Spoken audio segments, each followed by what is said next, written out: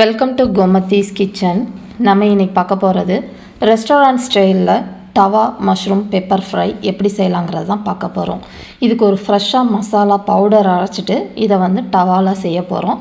இதுதான் இந்த mushroom ஃப்ரையோட speciality. இப்போ இதை எப்படி செய்யலாங்கிறத பார்க்கலாம். கோமதிஸ் கிச்சனை சப்ஸ்கிரைப் பண்ணாதவங்க சப்ஸ்கிரைப் பட்டனை ப்ரெஸ் பண்ணுங்கள். உடனுக்குடனே அப்டேட் வேணும்னா பக்கத்தில் இருக்க பெல் பட்டனை மறக்காமல் ப்ரெஸ் பண்ணிக்கோங்க. இப்போ இந்த டவா ஃப்ரை செய்கிறதுக்கு முக்கியமாக டவா நமக்கு தேவை. அதாவது இரும்பால் ஆன தோசைக்கல்லில் ரெஸ்டாரண்ட்டில் செய்வாங்க. அது இல்லாத பட்சத்தில் இரும்பால் ஆன பேன், அப்படி இல்லைன்னா இருப்பு சட்டி இல்லை பெரிய தோசைக்கல் வச்சுருந்திங்கன்னா அதில் கூட செய்யலாம். இந்த பேன் சூடானதுக்கப்புறமா 1/2 டேபிள் ஸ்பூன் அளவுக்கு கொத்தமல்லி விதை, 1/2 டேபிள் ஸ்பூன் அளவுக்கு மிளகு, 1 டீஸ்பூன் அளவுக்கு சோம்பு, இது எல்லாத்தையுமே ஒரு மிதமான தீயிலே வச்சு நல்லா செவக்கிற அளவுக்கு வறுத்து எடுத்துக்கலாம் பொன்னிறமாக. இது வறுத்துக்கிட்டு இருக்கப்போ பார்த்தீங்கன்னா ஒரு 4லேருந்து 5 கருவேப்பிலை இலைகளை போட்டு வறுத்துட்டு அதை பவுடர் ஆக்கிறப்ப நல்லா மஷ்ரூம் ஃப்ரைக்கு நல்ல ஒரு வாசனை கொடுக்கும்.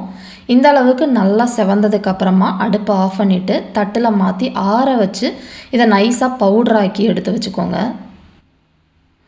இப்போ அதே பேன்லேயே பார்த்திங்கன்னா நல்ல ஹை ஹீட்டில் தான் இந்த டவா ஃப்ரை பண்ணணும். அதுக்கு 1 டேபிள் ஸ்பூன் அளவுக்கு எண்ணெய் சேர்த்துருக்குறேன்.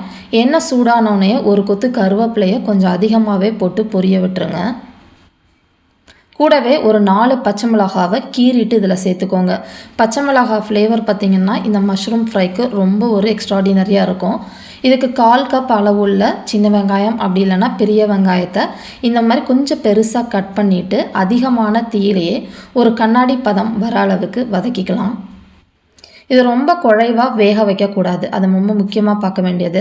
இப்போ பார்த்தீங்கன்னா ஒரு 1/4 கிலோ அளவுள்ள நான் மஷ்ரூம், பட்டன் மஷ்ரூம் சொல்லுவாங்க இல்லையா, சின்னதாக, அதை வாங்கி 2ஆக மட்டும் கட் பண்ணியிருக்கிறேன். ரொம்ப பொடுசாக அதை கட் பண்ணாதீங்க. இதை போட்டுட்டு தண்ணி, எண்ணெய் எதுவுமே ஊற்றாமல் அதிகமான தீயிலேயே நல்லா வதக்குனீங்க அப்படின்னா நல்லா சுருண்டு வந்துடும். முக்கியமாக பார்க்குறதுன்னு பார்த்தீங்கன்னா அதிகமான தீயில செய்யணும். இதில் 1/4 டீஸ்பூன் அளவு மஞ்சள் தூள், தேவையான அளவு உப்பையும் இதிலையே இப்போ சேர்த்துடலாம். உப்பு பார்த்திங்கன்னா 3/4 டீஸ்பூன் அளவுக்கு உப்பு சேர்த்துருக்குறேன். சேர்த்துட்டு இப்போ உப்பு போட்டதுக்கப்புறமா தீயை இன்னுமே அதிகப்படுத்திட்டு நல்லா கைவிடாமல் வதக்கிக்கிட்டே இருந்தீங்கன்னா ஒரு மாதிரி குழைவாகாது, பட் நல்லா வெந்து வந்திருக்கும். இந்த மாதிரி வெந்ததுக்கு அப்புறமா தான் நம்ம மசாலா பவுடரை சேர்க்கணும். இப்போ வறுத்த மசாலா பவுடர் எல்லாத்தையுமே சேர்த்துடலாம். இதில் பார்த்திங்கன்னா 2 டேபிள் ஸ்பூன் அளவுக்கு இருக்குது. அதை அப்படியே சேர்த்துட்டு நல்லா வதக்கி கொடுத்துடுங்க. ஒரு 2 நிமிஷத்துக்கு அதிகமான தீயிலேயே வதக்கணும். அப்படின்னா நம்மளோட tawa mushroom pepper fry ready ஆகிடுச்சு. கடைசியாக 1 டீஸ்பூன் அளவு போல் எலும்பிச்சம்பழ சாறு சேர்த்துட்டு நிறுத்திடுங்க அடுப்பை.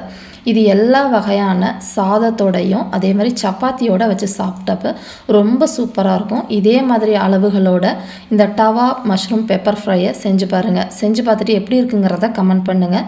வீடியோ பிடிச்சிருந்தாலும் கமெண்ட் பண்ணுங்கள், லைக் பண்ணுங்கள், ஷேர் பண்ணுங்கள். மறக்காமல் சேனலை சப்ஸ்கிரைப் பண்ணி வச்சுக்கோங்க. தேங்க்ஸ் ஃபார் வாட்சிங்.